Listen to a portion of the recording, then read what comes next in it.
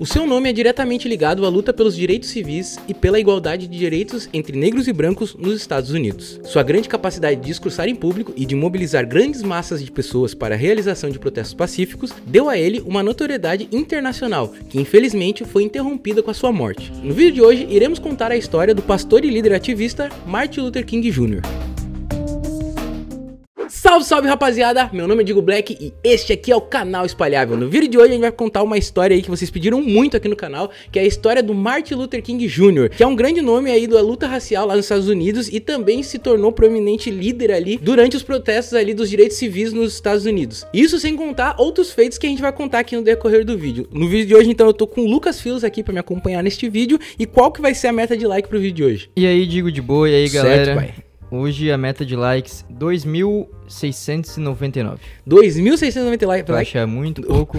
Eu falei 2.609 likes. 2.600 E 99. Ah, 99. 2.699 likes. Tu acha que vai bater? Eu acho que sim, né? Eu confio. Eu também acho que vai bater. A galera gosta muito, a galera pediu muito. Eu vi uma galera nos comentários pedindo todo vídeo que a gente posta, faz Martin Luther King. Então aí, ó. Então tá aí, então agora...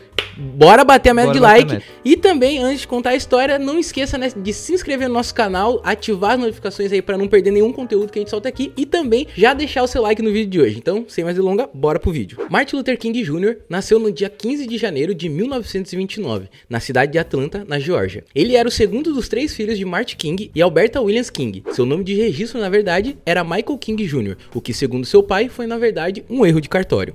Então, anos depois, seu pai mudaria seu nome para Martin. Seu avô materno era Adam Danny Williams, que era pastor na área rural da Geórgia, que se mudou para Atlanta em 1893. Lá, ele se tornou pastor da Igreja Batista Ebenezer no ano seguinte. Após a morte de seu avô, seu pai também se tornou reverendo e, graças a seu ministério, o número de pessoas que participaram da igreja aumentou consideravelmente.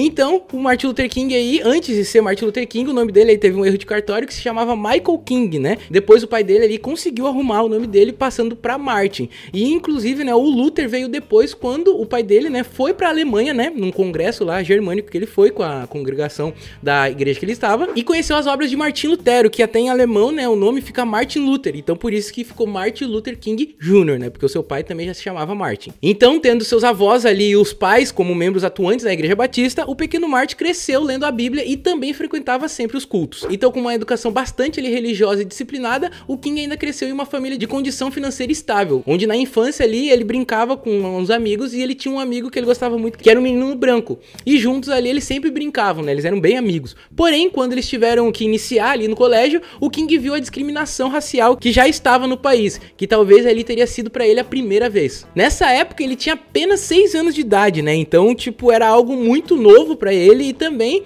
era uma época que a gente tem que destacar aqui que os estados sulistas ali viviam ali sobre as leis de Jim Crow, que Atlanta, né, que fica na Geórgia, a Geórgia ali era um estado dos antigos confederados, né, que era um grupo de estados que estava se voltando ali sobre a abolição dos escravizados. Então nessa época aqui existia essa lei de Jim Crow, então o menino branco teve que ir para uma escola só de brancos e ele então teve que ingressar numa escola só para crianças negras. Então nessa época ali os pais dele não conseguiam explicar toda essa segregação racial que tinha ali. Então depois isso ficou mais complicado quando a família ali do amigo dele falou ali pro King que ele não poderia mais brincar com seu filho, né? Porque eles eram branco e o King ali era de cor. Então foi depois desse ocorrido que os pais do King explicaram pra ele toda a história ali de escravidão e racismo que vivia ali nos Estados Unidos, né? Sobre a guerra de secessão, sobre as leis de Jim Crow e tudo mais que, tipo, tinha ali nos Estados Unidos e por que eles estavam sofrendo isso. Então depois ali dele aprender sobre o ódio, a violência, a opressão que os negros sofreram e sofriam ali nos Estados Unidos, o King ele também começou a odiar meio que os brancos, né? Mas os seus pais, como eram cristãos, instruíram que ele devesse, né, amar todas as pessoas, mesmo elas tendo esse ódio contra eles. Então assim, o Martin Luther King, né, cresceu vendo o pai dele combatendo a segregação racial e várias outras formas de discriminação contra a comunidade negra ali que ele sofria e via na comunidade, né? Então o King foi criado, né, com os princípios da igreja e ele citava muitos versículos da Bíblia, onde também nos cultos, né, ele cantava os hinos enquanto a sua mãe tocava piano. Então enquanto ele crescia, o seu vocabulário foi se enriquecendo, né? Pois além de se dedicar muito ao colégio, ele lia diariamente a Bíblia. Então isso contribuiu muito ali para a leitura dele. Então ele vai crescendo e na sua adolescência ele ainda tinha ali meio que um ressentimento, né, pelos brancos, né, devido a muitas humilhações que ele e a família dele sofria, né, por causa ali da segregação social. Mas King se destacou no colégio, onde até estudou no Brooklyn Washington High School, onde era visto até como um aluno muito adiantado, né, porque ele se destacava entre os alunos. Então com isso ele pulou a 9ª e a 11ª série e entrou no Morehouse College, que fica em Atlanta, isso aos 15 anos de idade, em 1944. Vale destacar, gente, que esse é um colegial onde eles classificaram, né, como uma das universidades e faculdades historicamente negra. Isso por quê? Porque ela foi fundada lá em 1867, ali 2 anos depois da Guerra de Secessão, né, para poder dar mais oportunidades, né, de ensino superior a estudantes afro-americanos que tinham, naquela época, tinham sido recentemente libertos, né, e precisavam de melhores condições, né, tanto de educação quanto financeiramente. Então, quando ele estava ali no último ano da instituição, depois de passar por alguns períodos de crítica sobre o cristianismo e tudo mais, ele por fim decidiu entrar para o ministério da igreja. Então ele chegou ali à conclusão que a igreja era onde oferecia ali uma maneira mais segura de responder a um desejo que ele tinha ali interior de servir a humanidade. Então desde muito jovem ele já queria fazer a diferença, né? Já queria, tipo, protestar, porque ele via a discriminação que tinha ali nos Estados Unidos e ele via que precisava ser combatido aquilo, né? Mas de uma forma que nem ele ficou conhecido, né? Uma forma pacífica. E normalmente a igreja é meio que um caminho natural para as pessoas de idade mais nova, assim. É meio que a primeira coisa que você vê, eu quero fazer um negócio que tem a ver mais com ajudar a humanidade, ajudar o próximo. Uma coisa que você pensa direto, assim, já. A igreja é um lugar que eles fazem isso, né? Isso. Ou então porque uma forma seus pais, né, te mostraram desde o início ali que, a igreja é muito importante e tal. Então é natural que a porta de entrada seja a igreja. Isso é verdade. Então em 1948, aos 19 anos, ele se graduou ali no curso de bacharel em Sociologia e em 1951 ele ingressou na Universidade de Boston, onde concluiu o doutorado em Teologia aos 25 anos de idade. Isso em 1954, é claro. Foi então, enquanto concluía ali o seu doutorado, que ele conheceu a sua futura esposa, a Coretta Scott King, que foi com quem teve ali 4 filhos, que foi a Iola King, o Dexter Scott King, a Berenice King e o Martin Luther King III. Olha só, mano, ainda teve o Martin Luther King III. Mais um, Martin. E foi nessa época que o Martin também teve ali contato com os ideais de desobediência civil e os protestos pacíficos feitos por Mahatma Gandhi, né? Que inclusive um protesto que a gente pode até fazer um vídeo aqui no canal, que é o protesto da Marcha do Sol, que foi um protesto pacífico contra o monopólio britânico do sal. Isso, né, liderado pelo Mahatma Gandhi. Então em 54, mesmo ano ali que ele conclui seu doutorado, né, aos 25 anos, onde ele também arranja sua namorada, né, sua futura esposa, o Martin Luther King foi ordenado para ser pastor na Dex Avenue Baptist Church, que fica lá na cidade de Montgomery, no Alabama. Na época, né, o Alabama era um dos estados mais racistas dos Estados Unidos. E aqui a gente tem que destacar para vocês também, né, que o Alabama era um dos estados confederados que se juntaram, né, contra a abolição na Guerra Civil dos Estados Unidos. Inclusive a gente até pode fazer um vídeo sobre a Guerra Civil dos Estados Unidos, que tem bastante histórias e a gente consegue entender bastante contexto lá dos Estados Unidos. É isso que eu ia falar, dá pra entender muita coisa dos Estados Unidos, muitas coisas que a gente vê nos dias atuais, às vezes notícias, a gente consegue entender um pouco estudando. É que é muito histórico, né? É um tema que realmente teve muita importância. E outra coisa também é que esse estado também tinha adotado, né, as leis de Jim Crow, que foi impostas ali depois da abolição. Então, o King ali com 18 anos, como eu falei pra vocês, ele entra pra igreja e começa a ministrar, e aos 25, né, ele se torna pastor e líder ali de uma igreja. No final do século XIX e no início do século XX, os Estados Unidos viviam a segregação racial com as leis de Jim Crow, que eram leis estaduais e locais implementadas nos estados do Sul. Essas leis exigiam instalações separadas para brancos e negros em todos os locais públicos, sendo escolas, comércios, restaurantes, igreja e entre outros lugares. E nos transportes públicos, os negros podiam se sentar apenas nos assentos dos fundos. Era um período de várias manifestações, onde os afro-americanos buscavam seus direitos civis. Então, foi nesse contexto que Martin Luther King ingressou na militância antirracista, onde além de pastor, King também era integrante da Associação Nacional para o Avanço de Pessoas de Cor, ou pela sigla NAACP, que era uma associação fundada para lutar pelos direitos dos afro-americanos. A forma adotada para combater o racismo nos Estados Unidos por King era pacifista, pois ele era contra a violência e sabia que era necessário agir, mas de forma correta. Então foi quando ocorreu ali um evento que ficou muito conhecido e marcante para iniciar ali os protestos a favor dos direitos civis dos afro-americanos. Isso aconteceu em dezembro de 1955, quando a Rosa Parks se recusou a ceder o assento para um homem branco. Isso então bastou para o motorista ali chamar a polícia e a Rosa Parks foi detida por violar a lei de segregação do código da cidade de Montgomery, lá no Alabama, né? Que no caso era a lei Jim Crow. O Edgar Nixon Nixon, que era presidente da sede local do NAACP, juntamente ali com seu amigo advogado Clifford Durr, pagaram a fiança da Rosa e ela então deixou a cadeia no dia seguinte. Então, o caso de Rosa Parks levou a um acontecimento muito importante e também marcante, né? Marcando então o início do boicote aos ônibus de Montgomery. Então ali o Edgar Nixon, assim como o Martin Luther King e outros membros ali da associação, aguardavam um momento certo para protestar, pois essa ali não tinha sido a primeira vez, né, que uma pessoa negra era obrigada a ceder o seu lugar a um branco dentro de um ônibus, mas o caso de Rosa Parks foi o momento ideal para o boicote começar ali, porque um boicote já havia sido estudado e com o evento ele foi botado em prática. Então, entre a prisão e o julgamento ali da Rosa, Nixon organizou um encontro dos religiosos locais na igreja onde o Martin Luther King lá pregava. Então, com isso, vários pastores foram cogitados para liderar ali um movimento, porém o Nixon sabia que ele mesmo e nenhum dos outros líderes ali do movimento possuíam a coragem necessária para fazer com que uns membros, né, da igreja, os membros fiéis, se levantassem a favor da causa. Então, o Martin Luther King foi escolhido para liderar o movimento e a associação responsável recebeu o nome de Montgomery Improvement Association, ou pela sigla, né, MIA, né, que em português a gente pode traduzir para vocês, que se chama Associação de Melhoria de Montgomery. Então, o King foi o líder e o Nixon atuou ali como tesoureiro.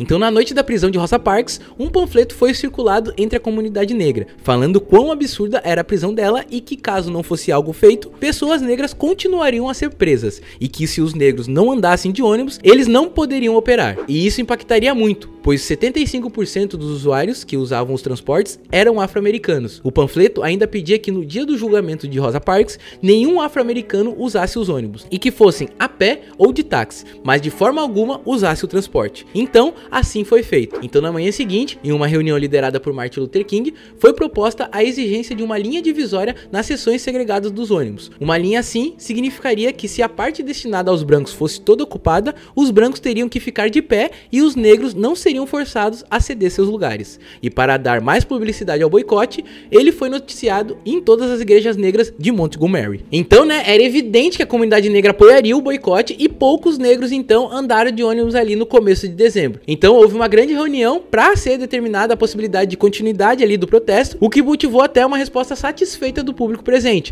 O boicote então se mostrou bastante efetivo, a ponto até mesmo do sistema municipal de transportes ficar gravemente comprometido, isso financeiramente. Onde até em vez de andar de ônibus, né, os participantes do boicote organizaram o sistema de caronas solidárias, tendo dono de carros oferecendo seus veículos ou até mesmo a si próprio para levar as pessoas a vários destinos. Os taxistas negros ainda cobravam 10 centavos de dólar pelas viagens que eles faziam, que era uma tarifa, no caso, idêntica aos ônibus. Então, eles apoiavam o boicote assim. Então, quando os administradores ali da cidade souberam do fato, alguns dias depois, determinaram que qualquer taxista que cobrasse menos de 45 centavos de dólares fosse multado. E além de usarem carros particulares, algumas pessoas utilizaram bicicletas, caminharam ou até mesmo usaram outros meios de transporte, mas menos o ônibus, tá ligado? Então, eles foram fiéis ao boicote até ter uma resposta, né? Então, em resposta ao boicote, os membros do conselho, que era feito ali por os homens brancos, dobraram e eles assim usaram muitas vezes a violência para acabar com o boicote, onde as casas até mesmo do Martin Luther King e também do Ralph Abernathy, que era o líder do movimento dos direitos civis, foram atingidas por coquetéis molotovs, então sofreram bastante danos ou perderam quase tudo ali pelo fogo. E claro que não foi somente a casa deles, assim como também 4 igrejas batistas que foram atacadas e também participantes do boicote que foram agredidos ali com frequência. Então, com isso, 156 manifestantes foram presos por frustrar ali, né, por frustrar os serviços dos ônibus, incluindo ali o King, né? O Martin Luther King também foi preso juntamente com os manifestantes. Então as autoridades ainda ofereceram a King uma escolha, né? Sendo que ele poderia escolher entre uma multa de 500 dólares ou passar 386 dias na cadeia. Imagina, mano, 386 dias. É, acho que... Qual que tu escolheria? É meio fácil de escolher, né? É, né? Tu pagaria a multa, né? Então... Mesmo se não tivesse a grana, de algum jeito, né? Porque, mas então, o King não, ele escolheu outra forma. Ele acabou passando ali 2 semanas na cadeia, até que a medida ali foi frustrada, né, pela atenção nacional direcionada ao protesto. Então o King comentou até sua prisão, dizendo: estou orgulhoso do meu crime, o crime de juntar o meu povo em um protesto não violento contra a injustiça. Então ele ganhou bastante notoriedade a partir deste feito. Então, com este feito, né, a pressão aumentou em todo o país e em 4 de junho de 1956, a vara federal local decidiu que as leis de segregação racial do Alabama eram inconstitucionais, né, porque ali nos Estados Unidos já tinha uma lei que não segregava mais pessoas negras, né, nos ônibus, e assim nos Estados do Sul tinha ainda essas leis de Jim Crow e eles ainda meio que iam contra a corte, né. Entretanto, né, uma apelação, né, depois disso, manteve a segregação intacta e o boicote se prolongou até que finalmente, em 17 de dezembro de 1956, a Suprema Corte manteve a decisão da justiça local e então essa vitória levou à criação de uma nova legislação que permitia aos passageiros negros se sentarem aonde quisessem, né. Então realmente o boicote deu certo, né. Então com isso o boicote ali foi encerrado oficialmente em 20 de dezembro de 1956, tendo ali durado 381 dias. Então tendo essa, como é que eu posso dizer, a sua primeira grande vitória, né, o King ele se tornou uma grande figura e o mais conhecido porta-voz do movimento dos direitos civis, né, dando pontapé inicial ali na luta antirracial nos Estados Unidos. Então, aliados com essa vitória, né, os líderes afro-americanos dos direitos civis reconheceram a necessidade de uma organização nacional para ajudar a coordenar os seus esforços, porque eles queriam vitórias em mais estados e em mais locais dos Estados Unidos, porque eles sabiam, né, que em cada local tinha uma segregação e tinha negros sofrendo com a opressão das pessoas. Então, em janeiro de 1957, o King, o Ralph Abernathy e mais 60 ministros e ativistas dos direitos civis fundaram a Conferência de Liderança Cristã do Sul, que era chamada, né, de SCLC. Ela foi criada ali, né, justamente para aproveitar a autoridade moral que eles estavam tendo e também organizar o poder das igrejas negras. Então, eles ajudariam assim a realizar protestos não violentos para promover a reforma dos direitos civis para a comunidade negra. Só que dentre essas pessoas que eles juntaram ali, desses prominentes líderes negros que tinham em cada região, né, o King foi criticado por alguns deles, justamente pela sua forma pacífica ali de protestar, né? E entre um deles, quem estava?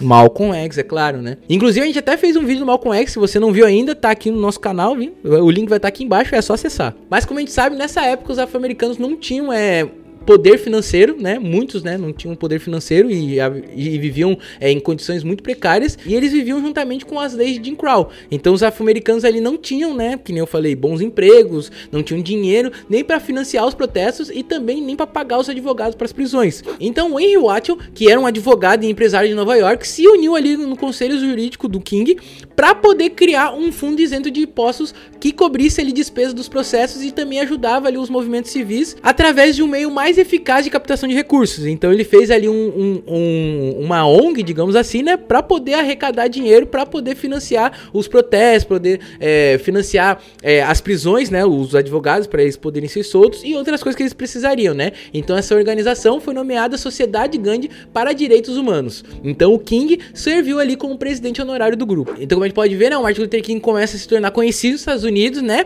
e com isso a vida dele começa a ficar em risco. Então ele sofre uma primeira tentativa de assassinato, que aconteceu quando? Em 20 de setembro de 1958, quando King ali, né, estava autografando cópias do seu livro, né, o Tried Towards Freedom, que é o Caminhando para a Liberdade, em uma loja no Harlem, quando escapou por pouco da morte, né? Isso por quê? Porque a Isola Curry, que era uma mulher afro-americana, achava que o King estava conspirando contra ela, e então o esfaqueou no peito com um abridor de cartas, que é um punhal. Sabe aquele abridor de... Sabe, antigamente eles recebiam carta, né? Aí a carta era colada, então pra tu abrir a carta tinha que ter tipo uma faquinha, um abridor. Então, o abridor de cartas era tipo um punhal. O editor vai botar uma foto pra vocês verem. E daí tu botava aqui no cantinho e fazia assim. Agora imagina, mano, ser esfaqueado com isso aí. Que é um bagulho que pode entrar lá pra dentro e se perder, mano. É um bagulho bem doido, tá ligado? Então o King ali foi submetido a uma cirurgia de emergência e precisou ser internado por algumas semanas. A Isola, então, no caso, foi presa, só que mais tarde ela foi considerada mentalmente incapaz pra ser julgada. Então foi internada ali no Hospital Estadual Michoacán para criminalmente insanos. Então ela ficou ainda numa, como é que pode dizer? Uma prisão psiquiátrica? Eu acho que sim. Eu acho que é, né? Acho que é esse o nome. Nos Estados Unidos acho que tem bastante isso aí também. Então no final de 1959 o King decidiu retornar pro seu estado, né? Retornou pra Geórgia e foi recebido lá com hostilidade pelo governador Ernest Van Diver, que ainda prometeu manter vigilância sobre ele, né? Então em 4 de maio de 1960 o King estava levando ali a escritora Lillian Smith para a Universidade de Emory, em Atlanta, quando ele foi parado pela polícia, né? Quando os dois foram parados pela polícia. O King então foi preso por dirigir sem habilitação, porque ainda não havia emitido uma licença da Geórgia. A gente tem que destacar aqui que a licença que o King estava era do Alabama, então ele estava habilitado, digamos assim, para dirigir, e que ainda era válida. E outra coisa que tem que destacar é que a lei da Geórgia não determinava nenhum prazo para emissão de uma licença local. Então ele era habilitado, podia dirigir na Geórgia, digamos assim, só que o cara prendeu ele por quê? Pelo motivo mais óbvio. Porque o governador falou que ele ficava em vigilância. Então o governador falou assim, ó, a hora que tu vê ele ali, que pode dar uma brecha... Já era um alvo... já era um alvo fácil, né? Breca ele. O King, então, foi preso e posto ali uma vigilância sobre ele, pois se ele infringisse alguma lei ou alguma coisa assim, a sua pena agravaria. Então, enquanto ali o King ficou preso e depois foi solto, né? O movimento estudantil de Atlanta vinha protestando já para desagregar empresas e espaços públicos na cidade. Então, o movimento ainda pediu uma ajuda ali do King e ainda pediu para que ele participasse de uma reunião em 19 de outubro de 1960. Então, o King participou dessa reunião no restaurante dentro do Rich's, que era a maior loja de departamento de Atlanta na época, né? Só que o pior aconteceu. E aconteceu o quê? Porque o King e vários dos outros que estavam lá na reunião foram levados presos. Isso só porque eles estavam se reunindo. Então, tipo, realmente o King já tava começando... Não precisava fazer nada ali. Não precisava fazer nada. Ele só, tipo, falava assim, ó, vamos protestar contra tal coisa, ó, prende ele. Não, vamos boicotar os caras, tá ligado? Porém, as autoridades libertaram todos que estavam lá na reunião, menos o King, né? Que ainda, olha só, mano, foi posto uma sentença, né? Tipo, foi sentenciado a 4 meses de prisão e foi levado a uma prisão estadual de segurança máxima. Cara, imagina, mano, tu ser, tipo, preso, sentenciado a 4 meses e ainda levado pra uma segurança máxima porque tu tava se reunindo com outras pessoas. Que é onde ficam os piores criminosos. Isso é verdade, tem que destacar, né? Então a prisão e a dura sentença chamaram a atenção nacional, onde até muitos temiam ali pela segurança do Martin Luther King. E olha só quem que veio falar com a mulher dele, mano, o JF Kennedy, tá ligado? Que na época era candidato à presidência, e então ele fez um telefonema pra esposa ali do King pra poder expressar ali a sua simpatia e também oferecer a sua ajuda. Então, com a pressão do Kennedy e outras pessoas, né, que ficaram envolvidas, foi muito eficaz, né, a pressão deles pra que o King fosse libertado 2 dias depois. Então isso ainda ajudou que o pai do Martin Luther King e até outras pessoas negras, né, outras pessoas da comunidade negra, apoiasse abertamente a candidatura do Kennedy para a eleição que aconteceu em 8 de novembro daquele ano, né, então no qual ele ainda venceu.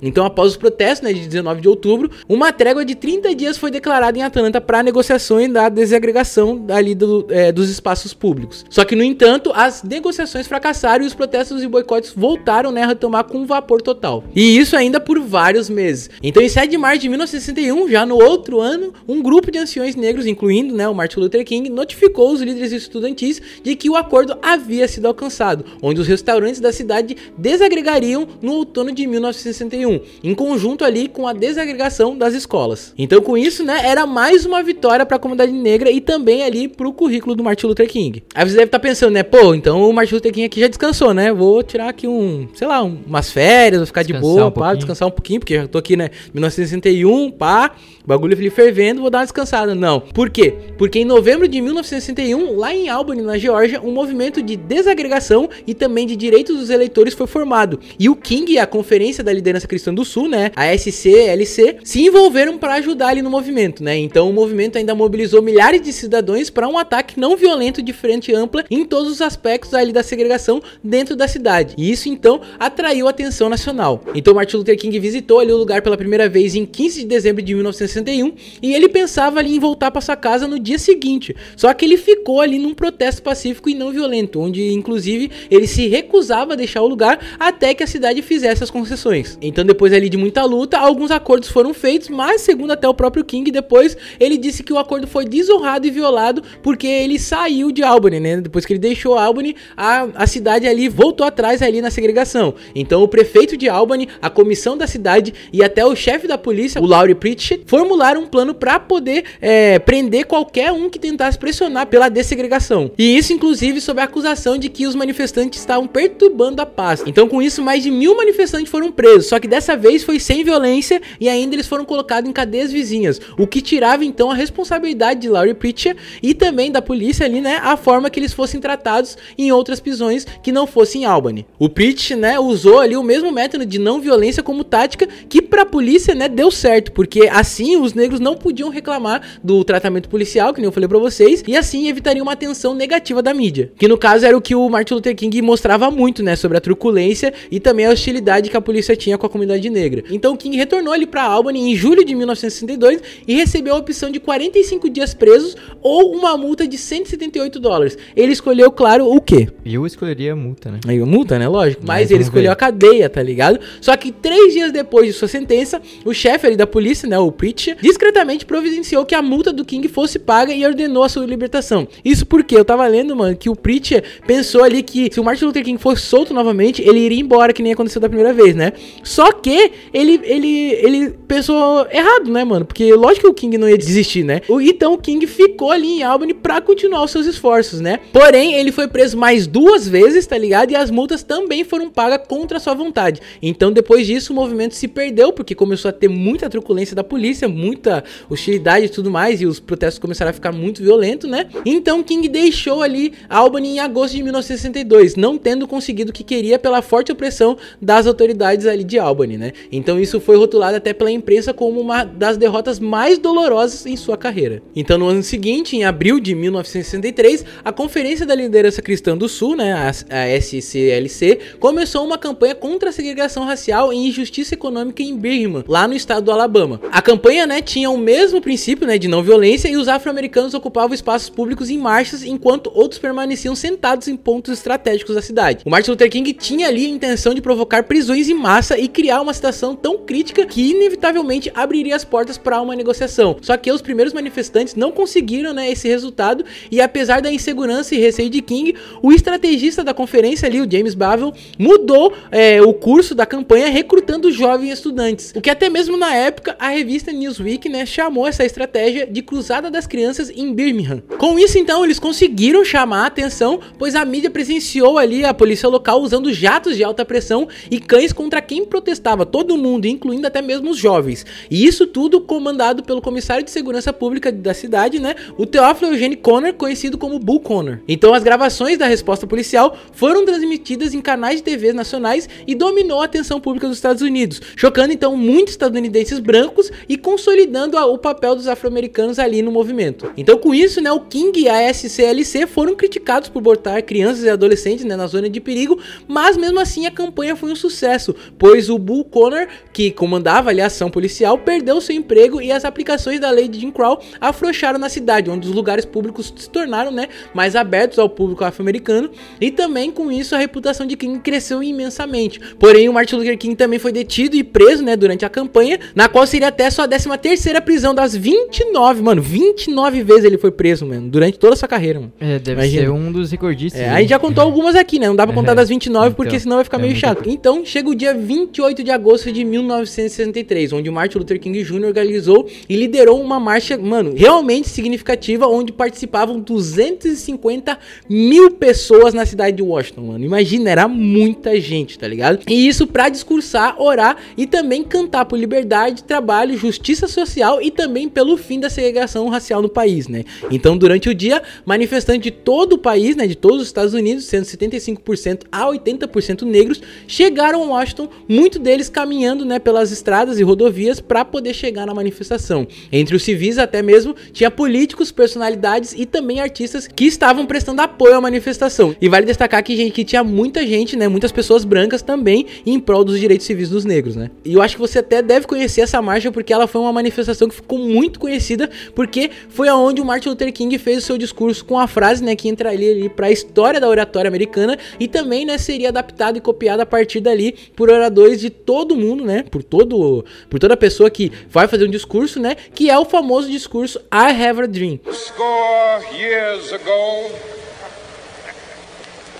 a great American in whose symbolic shadow we stand today signed the Emancipation Proclamation.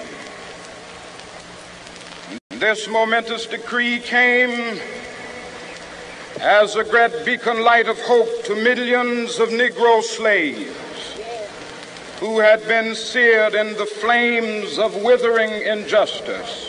I have a dream that one day this nation will rise up and live out the true meaning of its creed. We hold these truths to be self-evident, that all men are created equal. Então esse, né, foi um marco histórico ali na vida do King, né, que foi um dos discursos que realmente tomou proporção mundial, e tanto isso quanto a marcha, né, ajudaram ali a colocar os direitos civis no topo da prioridade dos reformadores dos Estados Unidos, né, que ajudou então, né, na implementação da Lei dos Direitos Civis de 1964, que foi implementada, né, em 1964. Então no mesmo ano que eles conseguem essa grande vitória, né, que a comunidade negra consegue essa vitória, o Martin Luther King Jr. também recebe o Prêmio Nobel da Paz como reconhecimento por sua luta e sobretudo, né, pela estratégia dele usada, né, que era a manifestação pacífica. Então o ano de 1965 é marcado na cidade de Selma, lá no Alabama, onde ela se tornou ali notícia mundial em função de 3 manifestações que ficaram muito conhecidas, como as marchas de Selma a Montgomery. Então com isso, a primeira marcha aconteceu ali no dia 7 de março de 1965, organizada localmente por James Bavel, Amelia Boyton e outros ativistas. Os manifestantes ali protestavam contra a morte de Jimmy Lee Jackson, que era um ativista e diácono na Igreja Batista do Alabama. Ele, no caso, ali foi assassinado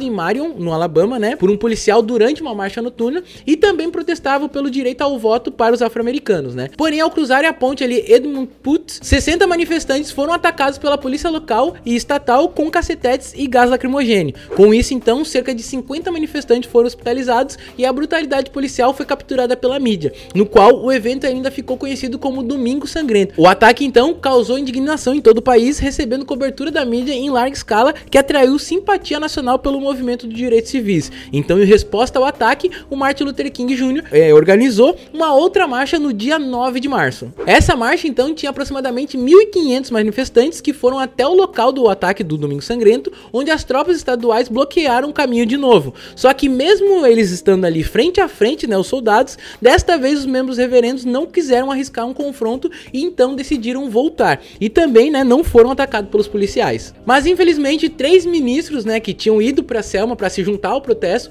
foram atacados e espancados por um grupo de homens brancos. Com isso, então, o reverendo ali James Reeb morreu dias depois por causa dos ferimentos sofridos. Então, com medo ali de outro ataque policial, os manifestantes buscaram proteção para uma terceira marcha, que foi concedida então pelo juiz Frank Minnis Johnson Jr., isso em 17 de março. Então essa proteção ali impediu que os 2.000 soldados do estado do Alabama e também do Exército Nacional, juntamente também que o xerife do condado de Dallas ali do Alabama, que estava interferindo ali na marcha, interferisse diretamente na marcha, que estava querendo ali, né, boicotar a marcha. Essa proteção fez com que eles ali não interferissem na marcha, onde no caso até eles interferiam porque isso era uma proibição imposta ali pelo governador George Wallace. Então no dia 21 de março de 1965, a terceira marcha ali de Selma começa, e no dia ali havia 4.000 manifestantes partindo da igreja Broad Chapel, que fica ali em Selma, né, em direção então à cidade de Montgomery. Essa caminhada então duraria 5 dias e os manifestantes passariam então noites em acampamentos ao longo do trecho, e já no acampamento final, ali nos arredores de Montgomery, tinha milhares de manifestantes já esperando ali para se juntar à marcha para a última etapa. Então no último dia da marcha, a multidão que se dirigia para o Capitólio tinha crescido para 25.000 pessoas. Olha só, mano, imagina, cresceu 21.000 pessoas no caso, né? No começo era 4.000, agora já eram 25.000 pessoas. Então, sendo uma marcha pacífica e ainda escoltada, os manifestantes alcançaram o Capitólio do estado do Alabama em 25 de março de 1965. A marcha então conseguiu chamar a atenção nacional para a luta pelo direito do voto, e também a cobertura da mídia levou pressão ao Congresso e também ao governo do Lyndon Johnson, que é o presidente que foi, né, depois eleito, depois do assassinato ali do John F. Kennedy. Então no dia 7 de agosto de 1956, o presidente Lyndon Johnson assinou a lei sobre o direito do voto, uma das mais importantes ali dos Estados Unidos, dando então esse direito aos afro-americanos. A rota inclusive ficou, né, e até hoje conhecida como Trilha de Selma a Montgomery, do direito ao voto, e também é uma trilha histórica nacional. Se você estiver passando lá pelo local, né, vale a pena conhecer. Em 1966, após vários sucessos no sul, King, James Bevel e outros da Organização dos Direitos Civis levaram o movimento para o norte, com Chicago sendo o primeiro destino. Martin Luther King Jr. se engajou em manifestações contra a Guerra do Vietnã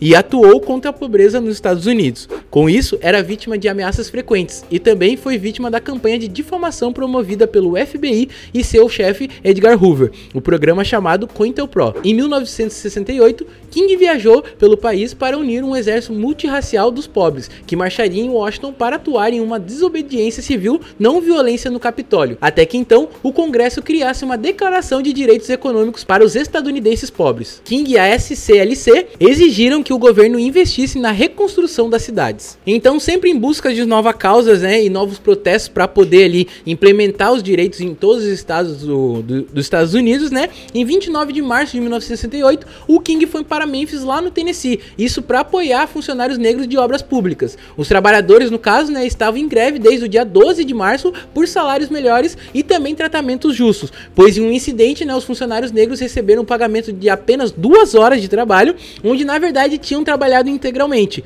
Enquanto isso, os funcionários brancos receberam dinheiro de um dia de trabalho normal. No dia 4 de abril de 1968, o King estava hospedado ali no quarto 306 do Lohane Motel em Memphis, onde, de acordo, né, com o reverendo Samuel Kyles, que estava parado, né, alguns metros de distância ali do King, via, né, o Martin Luther King inclinado sobre o parapeito da varanda em frente ao seu quarto, onde ele estava falando com o reverendo Jesse Jackson, quando de repente se ouve um tiro. Isso ocorreu por volta das 6h01 da tarde, né? Então o Martin Luther King foi atingido no rosto por uma única bala de um rifle Remington modelo 760. A força do tiro chegou a arrancar a gravata do King e ele, com impacto, caiu de costas na varanda, já inconsciente. Martin Luther King então foi levado às pressas para o Hospital St. Joseph, onde os médicos até abriram seu peito e tentaram ali realizar a ressuscitação cardiopulmonar, mas ele nunca recuperou a consciência, falecendo então às 19h05 da noite. A autópsia de King revelou que o seu coração estava em uma condição de um homem de 60 anos, em vez de um homem de 39 anos, que era a idade que ele tinha no momento. Os legistas ainda, inclusive, atribuíram isso ao estresse de 13 anos, né, que o Martin Luther King havia passado no movimento pelos direitos civis, né? Todas as causas que ele tinha participado, todas as prisões, tudo que ele já tinha sofrido tinha impactado muito na vida dele, né?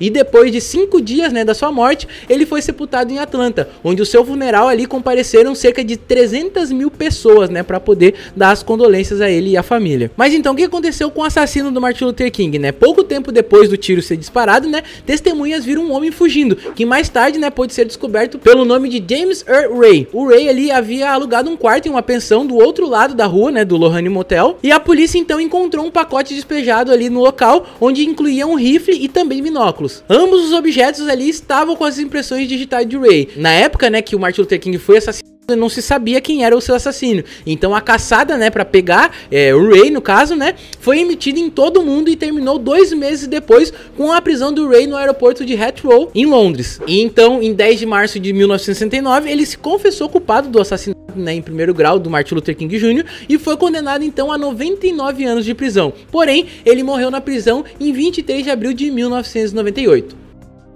Bom, o que vale destacar, né, depois de toda essa história, mano, muito grande que eu contei pra vocês e que provavelmente não deve ter sido um pouco, né, do que ele fez, mas eu contei os pontos mais importantes para você saber a importância do Martin Luther King, né, para os direitos civis lá nos Estados Unidos. A gente não pode, né, negar o grande impacto que ele teve nessas relações raciais lá nos Estados Unidos, porque mesmo anos depois da sua morte, ele é, né, o líder afro-americano mais conhecido de sua época, onde a herança, né, do Martin Luther King Jr. para os movimentos dos direitos civis e também, né, para os afro-americanos é inegável, onde até mesmo a sua luta e coragem são celebrados anualmente lá nos Estados Unidos. Isso comemorado na terceira segunda-feira do mês de janeiro, né? Eles comemoram todo ano. Então essa é a história, né, que eu acabei de contar pra vocês, de um homem que tinha um sonho, tá ligado? O Martin Luther King tinha um sonho e ele lutou, mano. Lutou até o final pra ver, né, parte dele, né, durante a sua vida, é claro, né, ser realizado, e ele conseguiu, né, porque até hoje ele inspira muita gente a lutar pelos seus direitos. Bem, galera, esse foi o vídeo de hoje, espero que vocês tenham gostado do jeito que eu abordei o assunto aqui. Se vocês quiserem mais assuntos sobre os Estados Unidos, sobre qualquer parte do mundo,